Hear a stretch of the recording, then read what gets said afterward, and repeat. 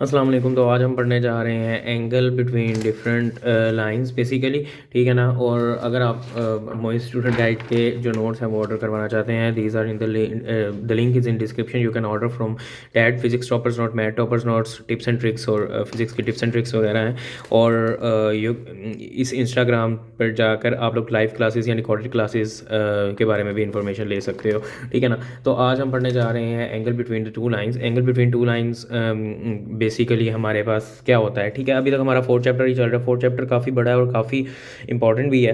तो angle between two lines हमारे पास हो, जब भी हमने दो लाइनों के दरमियान एंगल फाइंड करना है ना, जो भी दो लाइनें हैं, ठीक है ना, तो हम थीटा tan इनवर्स लेते हैं, slope of two minus slope of one divided by one plus slope of one into two, ठीक है ना। ये आप लोगों ने याद रख लेना, ये इंपॉर्टेंट है और बुक में भी लिखा हुआ है। और अगर आपको एक इक्वेशन दी गई है और उसके आपने मैट्रिक्स फॉर्म बनानी है तो आपने उसे जस्ट ये हिल रहा है, एक मिनट। अच्छा जी, आपने जो उसके कोफिशिएंट ऑफ एक्स है और कोफिशिएंट ऑफ बी वाई है उसे ऐसे लिख लेना है, एंड देन जो एक्स वाई है वो ऐसे आ जाएगा, एंड उस तरफ जाकर हमारे पास सी आ जाएगा। सी अगर हमारे पास पॉजिटिव है तो वो उधर जाकर नेगेटिव हो जाएगा ऑब्वियसली, तो इसलिए नेगेटिव आएगा। इधर नेगेटिव है तो उधर जाकर पॉजिटिव हो जाएगा, तो इधर पॉजिटिव आएगा, इसी तरह, ठीक है ना। अब ये दो इक्वेशंस हैं, इसकी आप वो वाली फॉर्म बनाएं खुद, ठीक है ना। वो ये वाली बनेगी, खुद भी प्रैक्टिस किया करें थोड़ी सी, फिर आप लोगों को आसानी होगी। चलो जी, अब हम पढ़ने जा रहे हैं थोड़े से एमसीक्यूज जो बहुत मज़े के हैं। बेसिकली पॉइंट ऑफ इंटरसेक्शन इन दो लाइनों की अगर हमारे पास फाइंड करने की दी गई है तो आप लोगों ने भाई ये नहीं करना कि इन दोनों को सॉल्व करने बैठ जाना है, ठीक है। अपना 1 मिनट 2 मिनट इसमें दे देना है, फिर भी आंसर शायद गलत आए, ठीक है ना। तो भाई सब क्या करना है, जब भी ऐसा दो इक्वेशंस उसने दी हो, इनके पॉइंट ऑफ इंटरसेक्शन फाइंड करने हो तो जस्ट बैक सॉल्व कर लो। बैक सॉल्व कैसे करना है, नीचे से पॉइंट्स पकड़ो, कोई एक हर पॉइंट पकड़ो और इसमें डालना शुरू कर दो। पहले इस इक्वेशन में डालो, फिर इस इक्वेशन में डालो। अगर तो दोनों सेटिस्फाई कर जाती हैं तो इसका मतलब वही पॉइंट है, ठीक है ना। इसी तरह अगर ये अगला पॉइंट, अच्छा ये ज़रूर देख लेना, ये ज़रूर देख लेना, अगर उसने 3-4 पॉइंट्स दिए हुए हैं ना, ठीक है ना, 3-4 पॉइंट्स दिए हुए हैं और मल्टीपल हमारे पास है लाइन, तो ये हर पॉइंट अगर एक पॉइंट हो जाता है ना वेरीफाई, तो अगला ये देख लेना कि वहाँ पर ऑल ऑफ दीज का ऑप्शन तो नहीं है। अगर तो ऑल ऑफ दीज का ऑप्शन है तो फिर अगला भी एक बार पॉइंट जो है वो वेरीफाई करके देख लेना। लेट्स सपोज आपने ये वाला वेरीफाई किया, हो गया, दोनों में सेटिस्फाई हो गया, इसे जल्दी से टिक नहीं लगा देना, देख लेना ऑल ऑफ दीज का ऑप्शन तो नहीं है। अगर तो ऑल ऑफ दीज का ऑप्शन है तो एक और पॉइंट कोई सा भी रैंडमली उठा के वेरीफाई कर लेना। अगर तो वो भी वेरीफाई हो जाता है तो फिर ऑल ऑफ दीज लगा देना है, ठीक है ना।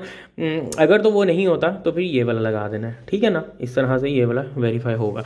For what value of T lines have a common point, T की क्या वैल्यू हो तो इन लाइन्स की कॉमन पॉइंट हो। इसे आप दो तरीकों से कर सकते हो। देखो, कॉमन पॉइंट के लिए आप फाइंड क्या करते हो, इन दो इक्वेशंस को सॉल्व कर लो, एक्स और वाई की वैल्यू फाइंड कर लो, फिर इसमें एक्स और वाई की वैल्यू डालो तो टी की वैल्यू आ जाएगी। लेकिन हमने ऐसे नहीं करना, हमने क्या करना है, जब भी तीन लाइन्स जो होती हैं वो कोलिनियर होती हैं। कोलिनियर का मतलब है कंकरेंट होती हैं। कंकरेंट का मतलब है एक पॉइंट इंटरसेक्शन से गुजर कर जाती हैं। तीन लाइंस हैं, उन तीनों का एक पॉइंट ऑफ इंटरसेक्शन बना है, तो फिर हम डिटर्मिनेंट वाला फॉर्मूला यूज़ करते हैं कि उन सब लाइंस का जो डिटर्मिनेंट होता है -3 -t -y 2 5 -1, वो हमेशा ज़ीरो के इक्वल होता है। ये इस तरह से आप टी की वैल्यू फाइंड कर सकते हैं। ये बहुत ध्यान से कैलकुलेशंस करनी है। आप डिटर्मिनेंट जब फाइंड करेंगे, नेगेटिव पॉजिटिव की भी गलती हुई तो आपका टाइम बहुत ज़्यादा लग जाता है। तो आपने बेसिक बेसिक करके कैलकुलेशन करनी है। ये नहीं करना डायरेक्ट कि यहाँ पर 2 आया और डायरेक्ट ऐसे करके t -+5 इस तरह करके नहीं कैलकुलेशन करनी। कई बार गलती भी हो जाती होती है इन कैलकुलेशंस में। आपने इसे बेसिक करके करना है कि 2, ठीक है ना, -t मल्टीप्लाई बाय -1, उसके बाद हमने करना है इस तरह करके ना, मतलब अगर हम 2 का फाइंड कर रहे हैं तो सॉरी -1 इस तरह करके, ठीक है। तो बेसिकली बेसिक करके कैलकुलेट करोगे तो आपका ये आंसर आ जाएगा। इसकी कैलकुलेशन बस ध्यान से करनी है, मेरा कहने का ये मतलब था, ठीक है ना। If the triangle form by the points 2α 1α square 2 1 is same as the area of the square whose one side is 1 meter then alpha is equal to, ठीक है ना। ये भी बेसिकली ऐसे ही होता है। अगर आप लोगों को उसने दो वो दिए हों,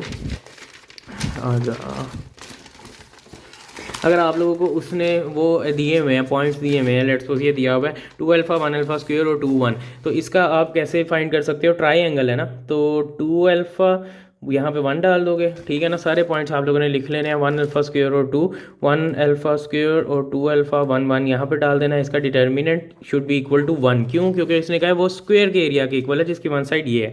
तो अगर स्क्वायर का एरिया हमारे एक साइड 1 है तो उसका एरिया भी 1 नहीं होगा। तो ये आप लोगों ने सारे पॉइंट डाले, ठीक है, सॉरी यहाँ पर ये आएगा, ठीक है ना। 2 अल्फ़ा 1 अल्फ़ा स्क्वेयर और 2 1, ये आप लोगों ने सारे पॉइंट्स डाले, ये बोले वो सारे पॉइंट्स है। 2 अल्फ़ा 1 अल्फ़ा स्क्वेयर 2 1 और सबका 1 1 डाला, डिटर्मिनेंट फाइंड करना है, इज इक्वल टू 1 के इक्वल आएगा। इस तरह से आप अल्फ़ा की वैल्यू फाइंड करोगे तो हमारे पास अल्फ़ा की वैल्यू खुद फाइंड करके देखो, अल्फ़ा की वैल्यू 2 आ जाएगी, ठीक है ना। मैं भी सॉल्व करवा सकता हूँ लेकिन मुझे सॉल्व करने की ज़रूरत नहीं है, आप लोग खुद भी कुछ किया करो। अच्छा जी, उसके बाद हमारे पास आ जाएगा point of intersection of straight lines. ये मेरे ख्याल से मैंने इसमें लाइंस कुछ मिस कर दी हैं, इक्वेशंस कुछ मिस कर दी हैं, इसमें इक्वेशंस आनी चाहिए या एक इक्वेशन आनी चाहिए एटलीस्ट, लेकिन अब इसमें नहीं आ रही तो आई डोंट नो कहाँ पे मैंने मिस किया। लेकिन इसमें बताने का मकसद, इस एमसीक्यूज़ को लिखने का मकसद वही था जो मैं आपको पहले बता चुका हूँ कि अगर आपको एक पॉइंट जो है वो सेटिस्फाई कर रहा है ना, ठीक है ना, ये इनकम्प्लीट है एमसीक्यू, इसलिए इसमें ये मत सोचना कि पता नहीं क्या है एमसीक्यू, बस वैसे इसमें बताना क्या चाह रहा हूँ, ये पॉइंट भी सेटिस्फाई कर रहा था, ये भी कर रहा था, ठीक है ना, उस इक्वेशन में जो यहाँ लिखनी चाहिए थी, जो मैं भूल गया हूँ। तो आपने यहाँ पर पहले ये फाइंड करके डायरेक्ट ये नहीं लगा देना, आपने देखना ऑल ऑफ दीज का ऑप्शन है, हाँ है, तो फिर मैं एक और पॉइंट वेरीफाई करूँगा, फिर आप ये वाला पॉइंट वेरीफाई करो। अगर ये भी वेरीफाई हो जाता है ना, फिर तीसरा बेशक ना वेरीफाई करो, ऑल ऑफ दीज का ऑप्शन लगा दो, ठीक है ना। अब हमारे पास आया कि ये दो लाइंस हैं हमारे पास, ये दोनों अगर परपेंडिकुलर हैं तो हमारे पास क्या बनेगा, ठीक है। तो आप लोगों ने इसके फाइंड करने के लिए देख लेना है कि ये जो इसकी स्लोप है ना m1 परपेंडिकुलर है तो -1 ओवर m2 के इक्वल होनी चाहिए, ठीक है ना। तो वो कैसे आएगी हमारे पास, अब m1 जो है वो -a/b1 है, ठीक है ना, it should be equal to -1 over -a2/b2 इसके इक्वल आएगा। इसे सॉल्व करोगे ना आप तो ये आंसर आएगा।